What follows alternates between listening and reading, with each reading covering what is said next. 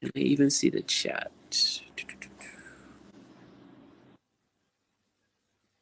All right, perfect. Well, good afternoon, ladies and gentlemen. Sorry about that delay. We had a bit of tech issues going on there, even though we were all here. But today we're really talking about collaboration and the collaborative advantage that really exists, right? And through the last 2 years, everything with COVID, we had to find smarter ways to work, smarter ways to get what we needed to do done. Now, specifically now for the delegates, the participants here for DYLTS 2022, I want you guys to really grasp and see what you have your hands on. All right, you guys have the opportunity now with every other participant that has been here to network, to build a, a, a unit bigger than yourself that you can then choose to leverage. All right, that you can choose to leverage and get those ministries that you had off the ground. If you wanted to see them in other countries, then that's something that you can look towards. If you wanted to get a perspective from persons across the district, that's also something that you can do. But more so, the relationships that you form here, that's some things that can be lasting, that you can grow and use in the rest of your lives. So, oh my goodness. 1 second. Technology is messing with me. Am I back? Am I back? All right, perfect. So today I'm actually joined here with Ronnie Daniel. He's from St. Vincent. Yeah, he's from St. Vincent, and we're going to really be having a conversation around the whole collaboration, how that can be used to your advantage, both from the technical standpoint, the digital standpoint, using software and different things, even in some of the sessions that you would have heard earlier during the week, but then also the practicality of it when you're now moving back into the real world. Because all these tools and devices are great, but when we're actually putting things together, we need to know how it works in real life. All right, so Ronnie, thank you for being on here with me, and hope that all those tuning in can get some value from what we are going to be discussing. So, what I'm going to say is, to start things off, what would you say you believe the advantage of having the option to collaborate with others could be? One, and then is there any added advantage to collaborating with others who have a different perspective than you? So like in the district, we have different countries represented. So how do you see that as also being an advantage, being able to have those other perspectives? Okay, so Kirk, let me say thank you very much, and thank you to John as well and the rest of the team behind DYLTS 2022. It's refreshing to see that we are reviving something that worked well in the past and had been, I wouldn't say totally discarded, because we've had different forms of engaging our youth and young people over the years. I have benefited from that process, and that has primarily been one of the early nurturers in my own spiritual journey. So I am Ronnie Daniel, and my journey started, I will say, in a more serious way in 1991, when I first participated in a district youth camp. In fact, August of 1991. Just barely 17 years old, and that was my first travel experience as well. And I came to the beautiful island of Barbados. And ever since, I've had that love affair with Barbados and the people of Barbados, so much so that I continue to say that Barbados has given me two, well, one is now deceased, Uncle Edward, who deceased, who died some years ago, who was very active during my teenage years and early young adult life. and in fact impacted my own, influenced my own contribution to my circuit and to the district, and I say to the connection. And the other person who, Debbie Grant, Yeah. who is still around.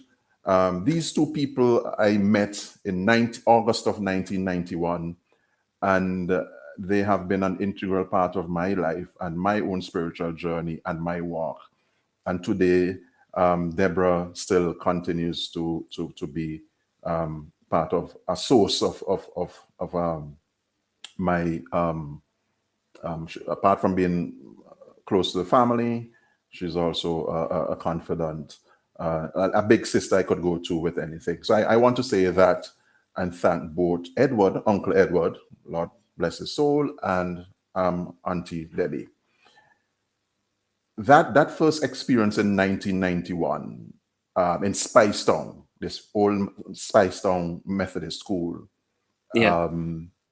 sort of transformed my love for youth work and young people, and it sort of catapulted me into the ministry of the church in a more serious way.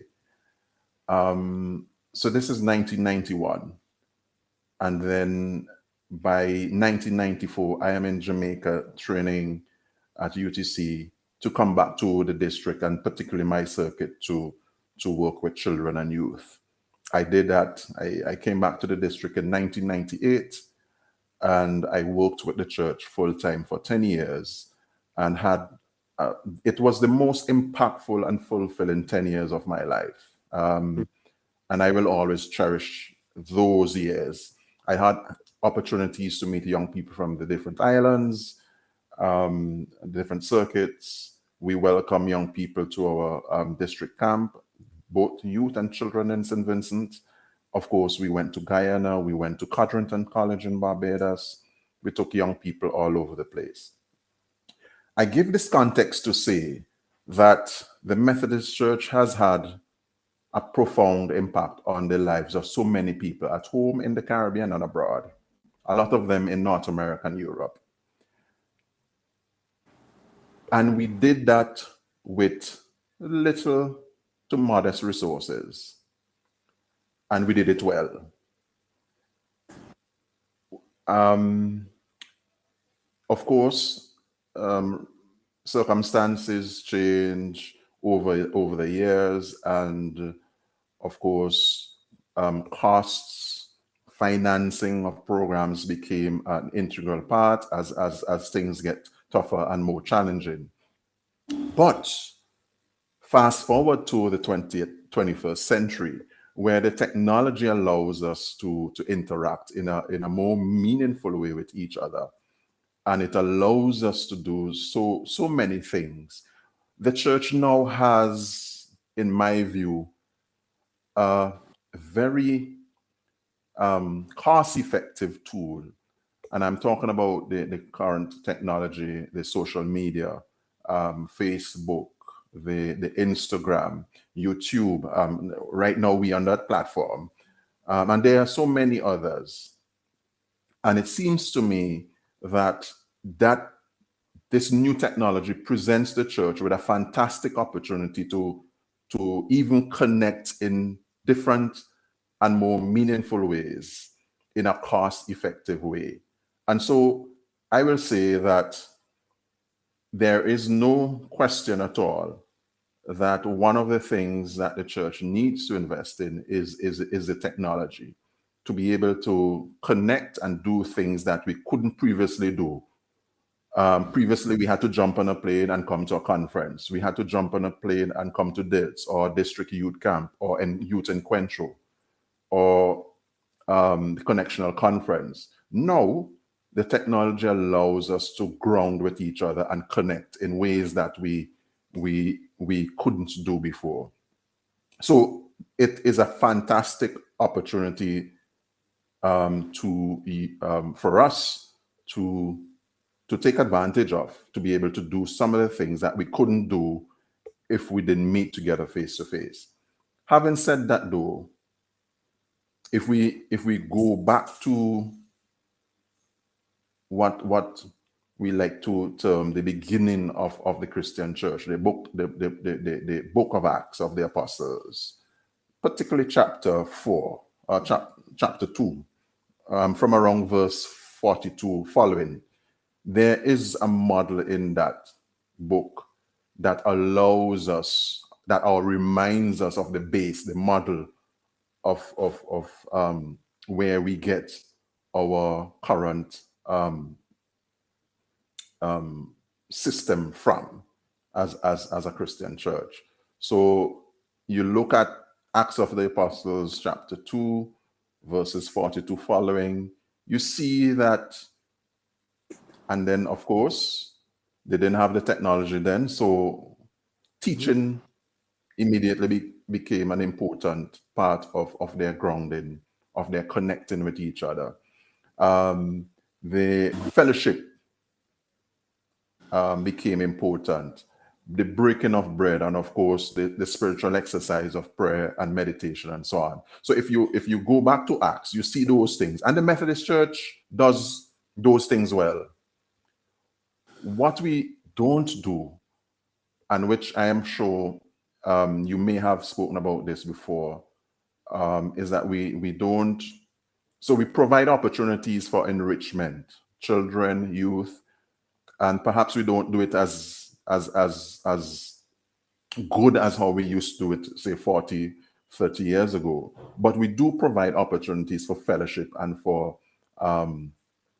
people's spiritual enrichment. What we don't do is what I and others have said in the past is we don't somehow translate that enrichment into the sort of a community activism that is necessary even now in our societies, and the advocacy that is needed to sort of transform or help to transform our societies and our communities. I think that we don't do a very good job at that. We do an excellent job at the fellowship stuff, the worship and the teaching, but somehow when our lives are enriched as young people, as young adults, as elders in our congregations, we don't translate that enrichment that we have received, that nurturing that we have received, into activities that could help transform in a more meaningful way our societies and of course the lives of our members and our nations, and to be if we want to talk in broad terms. So I'll stay there for the time being. All right. So, all right, perfect. So that even gives us an opportunity there. You know, if what's going on? 1 second. Right. So that provides us the opportunity now where if we're good at equipping, right? We have individuals come in at a young age in youth, you know, they're plugged in, they're getting this information, they're being equipped. But now the next step is the execution, the actual implementation of these things. Like I've experienced something similar through, let's say, what's that called? Youth Encuentro, right? Where we go equipped and then we come back, but the follow through is a little lacking in some areas. Sometimes, at least that was my experience. However, so now here we're talking about what the possible collaborative advantages could be. So if we now are here, we're looking to paint a way forward. We now have technology in place. We have individuals who have been using that technology to pull people together for at least for the last 2 years. So let's just say for the last 2 years. So we know that we do Bible studies across borders. Bible studies that ironically may have more individuals in them actively participating than we've had, generally speaking, in the congregational standpoint, being in this space. right? So there's something there. Now, it could be because we are now, it's the small numbers of individuals joining together on scale that it seems bigger, as opposed to just a number perspective. So all the people in the district that are interested, they're now coming together. Where we now have the opportunity where, generally they say that 20% of the work, well, 80% of the work, sorry, is done by 20% of the people. And we know in certain areas, you may have the chosen few that always volunteering for something. You know what I mean? They're on 2, 3 different committees and they're still trying to do other things at the same time.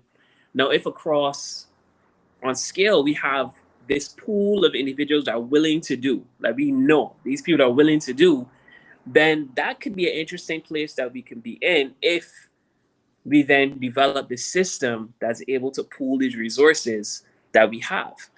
And then also, we have the opportunity now that people that we may not have had access to because we wouldn't have been thinking it was so easy to connect with them, we now have access to them. So opportunities to implement what we've learned. If we personally, the Methodists, don't have it, there's also an opportunity to see, all right, who is doing this thing that we want to be involved in? All right, who has, let's say, established outreach program or sports evangelism or something, and we've been training for evangelism, but we don't have the model in place yet. We connect and say, hey, is it possible that these 10 individuals, these whatever individuals, can we include them in what you're doing? And you kind of have a funnel that could be possible to collaborate in that sense. We can equip them over here, but they get the experience there. As they get the experience, they then bring it back in house, which then helps build the system. And well, that's something that to me feels like a really big advantage. Like the skill sets, wherever they are, can be more accessible if we are open to the idea of collaborating, to bypassing the borders that we would have put up without the, I would say, I kind of like choose my words carefully on here, but if you follow me, the blessing of what this forced, what COVID has forced us to do. We would have been before, it would just be, I don't know this person's number, I can't call them, they're not from my church, so now I'm not even taking the step to reach out. But now it's as easy as I can send you this link on Zoom. Can you hop on for 5 minutes and talk to my group? All right. So now Right. there's that more accessibility, which I think is really strong in terms of building on what you were saying. Now, we can get them here more easily attainable. Let's see if Yes, and I agree with you, Kirk. It's so the good thing about the technology is that it allows it breaks down barriers. So previously, as I said, you had to expend huge sums to travel to point A and return to point A. Now the technology breaks down that, and the church saves some costs. What I think we need to do is to sit down and be intentional about how we're going to use the tool for essentially to spread the gospel of Christ, which is our main business, but at the same time to connect and reconnect people that, for example, all of us have families all over the place. Mm-hmm. The technology allows us now, our families in New York, in London, and wherever they are, to join us in a space that we could have a conversation. And that is a plus. And what that does, it allows you to begin to share ideas and reshape ideas, but it also allows you to mobilize for action. So, for example, there's nothing to prevent the district youth commission, the district young people, young adults, to mobilize on social media using whatever available technology to mobilize on an issue that the Methodist Church feels strongly about. Right. So that it's also a tool for bringing people together, but ultimately the bringing of people together is a means to an end as it relates to us in terms of Yes. our mission, right? So we can now organize campaigns. We could, if there's an issue in any one territory that young people feel passionate about, or the church itself, we now have a space and a platform to mobilize, and to mobilize good, so that our policymakers, our community leaders, our politicians will have to listen. Yeah. No. Because if 1,000 young people in Barbados say, X, we don't want you to sell this portion of land, or we don't want you to do X, then the leaders have to listen. Yeah. Could you imagine if we were to do that in the sub-region, what that could potentially do? So I'm saying no, it is the same way. If we're thinking about evangelism, if we're thinking about mission, then we already have the tool. It is to use a tool effectively to mobilize and to impact whatever social justice issue that may be of concern at the point in time. Yeah. I just want So what you're yeah, saying go just ahead. there, because I'm even seeing it just in terms of, if there's an issue in one particular territory or wherever, then that territory may just respond. But now we can come together, just like you said, the district youth, we come together and say, this is happening in Trinidad, right? What is Mhm. position on it? What is the church's position on it? Right? You can get the superintendent in, have a conversation, yes, but then moving from there to action, say, okay, this is the response that we're seeing as young people, how we feel about it. Is how we would like to voice this concern or united support for something that's happening. Mhm. And we need to talk about it X day, X time. And it increases on scale because now you have the buy-in of all or Right. the day. And you say, okay, at this time, we need you guys to post between this time and this time. I can see how that mobilization of this voice can be heard, because now all of a sudden there's this huge blitz of noise to support Mhm. or in relation to this particular topic that just happening like back to back to back to back, and then all of a sudden people are like, wait, what just Correct. happened? Come from, Correct. and maybe we should kind of pay attention to this, and you kind of see where that goes, and then the follow up from that could be even more interesting because you have the persons on the ground. We then come back into the huddle. We say, all right, this is what's Mhm. happening, and then you go back out again. So from that standpoint, yeah, Mhm. it's it's like when, well, I don't know too much of the American history, but I believe, like, let's say before the I don't want to put myself in a bad position, but Martin Luther King, and he marched on Selma. Was it Selma or no? I don't know. But Uh,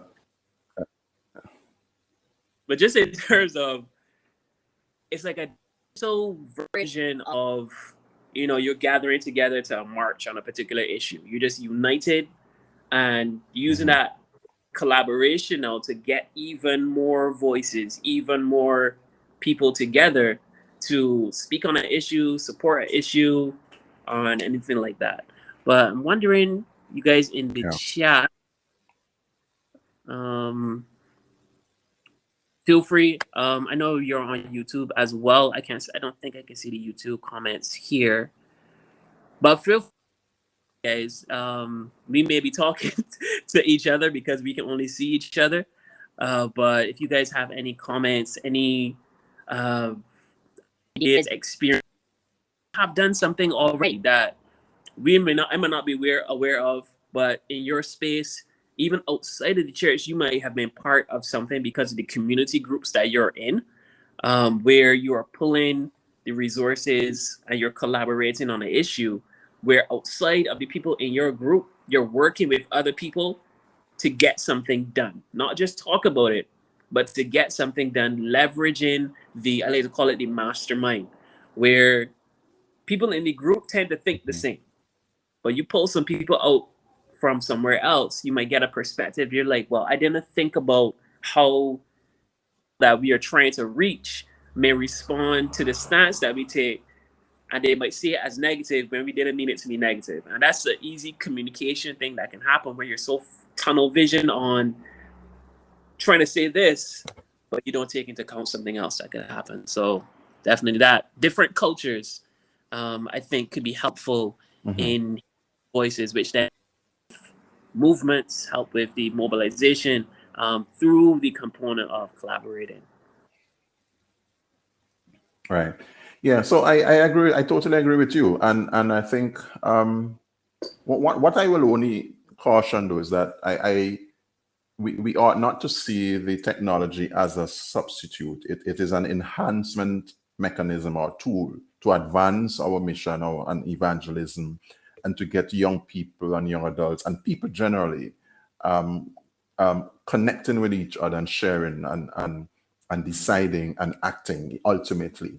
But Mm-hmm. so as much as I embrace the technology, and we ought to, it in my mind, it ought not to be a substitute for people talking to each other 100%. in our local congregation, in our local spaces, our circuits, and our district. You know, because at the end of the day, I think it is the human touch, the Mm-hmm. human spirit connecting in physical and other ways, in real Yeah. ways, that is important. But for me, the technology is a means to an end.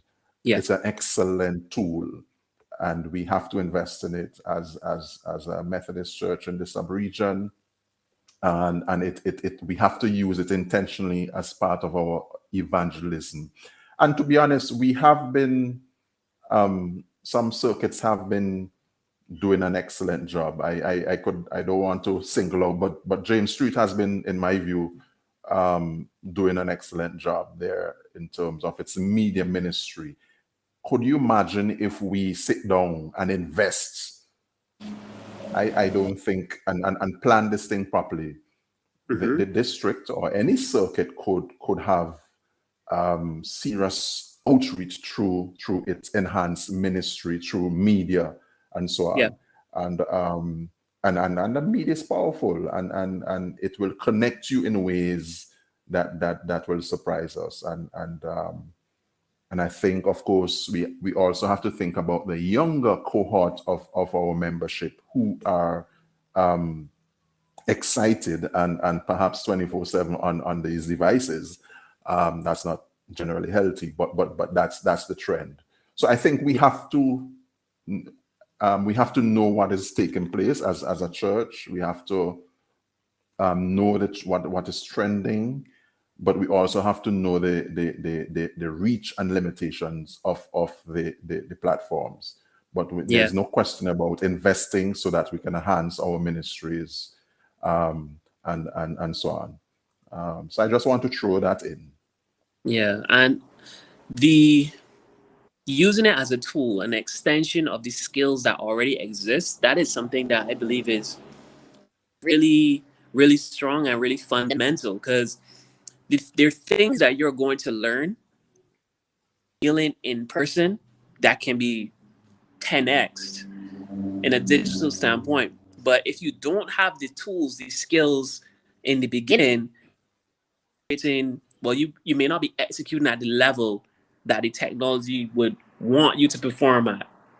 So being able to put together something as simple as a bake sale, right, for your congregation. There's a lot of components in there. You got to deal with a lot of different people. You need to have the vision, like we want to sell, right, to for this particular purpose. Then you got to come down and know, all right, well, you're making this, you're making this, you're making this. You got to get the location, get permission, go through all that tape, and you got to get all the cakes there warm. Are they going to stay warm? Or, you know, if you're able to think through all these logistics just on that local level, then imagine you're doing that at scale and from a feeding perspective. In terms of persons that are less fortunate, persons that are on the street, you're now thinking the same way. It's like, okay, this is just several of my churches that need to be put into play, right? And then you can talk to people on the ground. You use technology to talk to the person on the ground to do what you personally can't do because you're not physically there. So there's a lot that the fundamental skills of having that interpersonal communication, and also if you can't do it personally, being okay with finding someone that can do it, right? Because we might think, all right, I'm the president, so I'm president of my youth group, or I have this leadership role, I have to know how to do everything myself. Not true. You surround yourself with the best, right? You surround yourself with persons that know how to do what you can do, or can point you in the direction of people that know how to do what you can't do. By that token, you're collaborating. You're just passing the ball over. Like, I know you're the person to do this, but I also know I can follow up with you. So I pass the ball to you. You go ahead, you do what you need to get done. And then we come back. Right? So like you've rightly said, the technology shouldn't be the thing that we lean on. We lean on the skills and use the technology to reach places that we can't reach physically. Because again, younger generation that might be on technology, they're great at having conversations with their thumbs, phenomenally typing away paragraph after paragraph. Put them in front of a room of people, and they keep forgetting their name. You know, and that's a skill. It is so easy to speak from behind a screen, right? And you might be great at that. And people may have expectations like, this person's a really fantastic leader, the way they put together everything. And they say, okay, you're operating at such a high circuit. We want to fly you out to, you know what I mean, something for the district, something for the connection. We want you at this level. And you're not able to translate because you never had the skills to do it at that level. That is that. So you're right. You're correct. I don't think there's any substitute at all. But there's a question here, though, from YouTube. As young people, how do we collaborate with adult church? I'm not too sure what they're asking, but it's because if you're part of a fellowship, you must have interaction, and it is true that young people have different ideas. They have they see the world from different lenses. But at the end of the day, if you're part of a fellowship, if you're part of a congregation, a church, then you have to interact at some point. There has to be, in my view, a balance, though, in terms of wanting to understand and appreciate the old or the traditional, but also while embracing the positives of the new. And I think I think that we have to do, because we can get so consumed in the technology that we may forget that our older members may not be au fait with the technology, and therefore, if a congregation decides to go full force, we have to provide opportunities for learning even the basic technology, especially and sharing with our older folk. But I think once you're part of a fellowship, man, you must know, you must interact with people and so on. There's no formula in my view. You just have to. Young people are generally curious, and they want to know, they want to learn. What has it happened 50 years ago? What happened? Why you used to do it this way? Why you didn't do it this way? I think so. The congregation has to provide those experiences in order to bridge the gap. It is Yeah. true we have had a model where we have compartmentalized our ministries.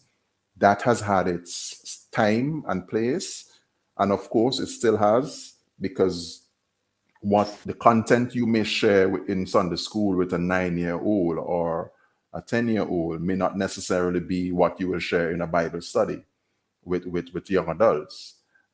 So you have to still be sensitive to age level and some of the issues that come with that. But we have provided opportunities for cross border, cross age level engagement in the Methodist Church, and we have to constantly find ways of doing that, given the fast pace of the technology. All right. So I hope I've answered the question about the collaborating with the adult church. I just want I to as don't. well. Mhm. In terms of collaborating with the adult church, one thing I guess as a younger individual, you've got to be able to realize that this older generation was you, right? And for some reason, like I would say my peers, you kind of think that they don't get it. You think the older get it. And when they were your age, they thought their older generation didn't get it, right? And although the timing is different, you still realize there's some value in that they would have had between their younger years to their adult years. And if we are able to see that as a plus, see that as something that that is cutting the time that we need to have the same experience. If we use it, leverage it as mentorship. All right. So you would have gone through this before in your time. Um, you know, asking questions to gain information quicker Mhm. is something that I think could be super useful. The fact that there are some older people in your congregation, in the adult church, that you relate to like one of your friends. There's some that you have to try a little harder with, but there's some that you relate to on the fact that they could be in their 30s and you guys will be best friends. All right. So we can also lean into the people, the relationships that are organically starting to form, and then we can also work on the older ones at a Mhm. slower pace, Mhm. which may just look like, okay, the older generation, they have line dancing going on, rather than not showing up completely, which happens a lot. The older church will put on events, the young people don't turn up. Period. We just don't go. What if we just showed up as a force and we hung out, got some juice, stayed for half hour, and then left? Right? You're not saying that we have to like everything that the other person does, because if the younger generation, they're into different forms of Christian music, it may not be hymns and contemporary. It may be more reggae, hip hop, some other thing. The older generation may or may not appreciate this as, this is not gospel. However, you can say that, well, that could be a point, another opportunity to have discussions. We were like, all right, your music and your interpretation of the music, our music and our interpretation of the music. Where someone talks about the love of Jesus the love of God as a father. Here's a song, different genre that says the same thing. If we're pulling the same information out of it, Mhm. Mhm. then we're getting the same thing. So there's value in this. Then both of us can see the value in what we're saying. But someone is going to have to be willing to take that step and start, you know what I mean? Taking some of that ego out, right? And we have, as young people, we have that responsibility 100%. Where this part, where as young people, well, not as young people, a lot of stuff from the church in recent years has been targeting young people. Lots of opportunities to do things. However, are the young people, you could tell me in the chat, guys, have you been responding to those opportunities. You say we don't have a voice in. Do you know that there are different organizations in the church set up to have youth representation that already exists? Are you part of those spaces? Right? And if you're not part of those spaces, if you do not know they exist, how then can we as young people say we don't have the opportunity to be heard when we are not letting our voices be heard in the places where they can be heard? All right. So I think that's something that could definitely help with that collaboration. And if there are any more questions, any more comments, feel free to share. I believe John will be able to bring them to us. And John, also, if you could just give us an idea time-wise so that we stick to task. So we spoke about a bunch of different things.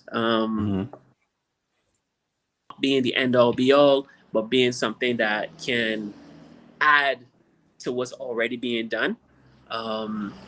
Being able to mobilize on mass scale, which from a visibility standpoint, from a not, I don't want to say it's not, I don't want to word it in the sense of wanting to get attention, but the fact of having mass people on a particular topic is hard to ignore, right? How that is possible. Then the fact that the skill sets that are needed, the fundamental to work in teams, to work with others, something that you guys have been learning about here from the basic, that personal branding class that we spoke about, which speaks about who you are as an individual and what that looks like, from how you start your day, how you end your day, to different styles of leadership. We had servant leader, being a servant leader. All these things are different skills that you can learn and develop in your process, that when you're now looking to collaborate, it's like you are 100% you and you're looking to collaborate with someone else, as opposed to you don't really know and you are passing the buck, per se, where in a sense you're not collaborating, you're just delegating, shifting responsibility onto someone else, right? Which is not where we want to be at. 2 minutes over. All right. So we're actually a little bit over. Yeah. So Ronnie, are there any closing thoughts that you would have just based on this topic? Well, just to say thank you guys for the opportunity to share a little bit about my experience and on the topic. But I want to reiterate that the tool is fantastic. It brings us together. It allows us to do a little bit more together than if we were in our separate spaces. And so that's an opportunity that the technology allows us to do. But I think, as I mentioned earlier, the technology is a means to an end, and therefore, while it allows us to do the enrichment experiences and activities, we have to also use the technology to impact the wider society and societies that we are part of. So in that sense, it is a means for me to an end, because at the end of the day, we want to see more young people in our congregation, more children, more adults, and for us, it is usually a sign that we might be doing something right if we see the numbers. But more importantly, is to impact and touch the lives of other persons who are not necessarily part of our fellowship. And this is where our societies come in, our nation, our territories. And for me, we ought to be given serious thought to using the technology, the available technology, to be an essential part of our mission and our evangelism. And we may not always be able to quantify the impact. But certainly if it is used to bring people to a worship experience or to a fellowship experience, then we could assess that the impact of that. But I am thinking about the wider society. There are issues that are affecting young people in all of our territories. Certainly the last 2 years have been particularly damaging to some of our young people and children in schools and so on. The fact that we couldn't come out for, and do the things that we would normally do before COVID, that has impacted the lives of particularly mental health. But there are other issues as well that we need to pay attention to. The platform is also a good platform to engage young people on some of these issues. And we have been doing some of these things, but I still think we need to be more intentional in investing in the technology and